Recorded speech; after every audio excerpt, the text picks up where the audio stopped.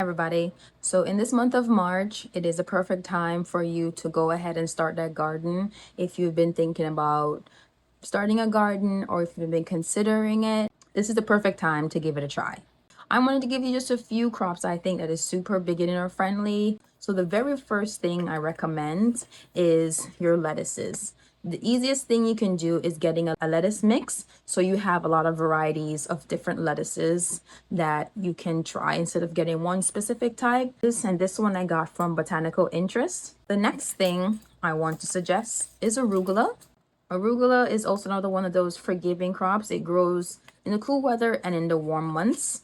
And with arugula, again, these are all things you can sow directly in the ground. So there's no need to think about seed starting. There's no need to worry about buying anything from the store. You can just get the seeds and just put them in the ground, water them, watch them grow, and feed them with fertilizer as the season go every 10 to 14 days. The next thing I want to recommend are radishes. They're dill. One I would recommend is Easter egg blend. This is from Botanical Interest.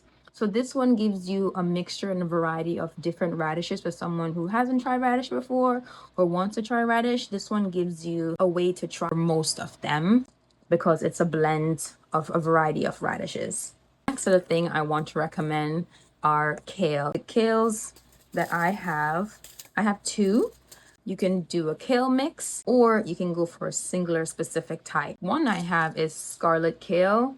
Basically, as it grows, it turns purple. The leaves and the stem is purple. There's a variety of kale out there. Just showing you two right now that you can give it a try.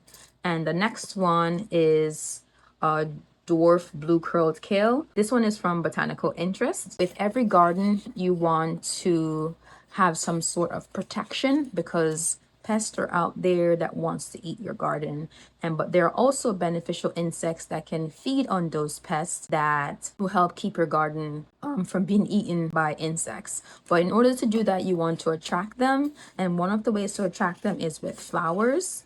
And one of the most universal flowers that I can think of, they are French marigolds. This is a blend. This one I got from Botanical Interest. And with marigolds, you want the French marigolds, not African marigolds. Even if it's very small, you still want to have some sort of protection because it's best to have protection so that way you will get a harvest versus not having any protection and risking not getting a harvest because the pest ate them all. But there are also herbs. And I'm going to give you a few: cilantro, parsley, and we have dill. Thank you for watching. Like, comment, and subscribe for more content.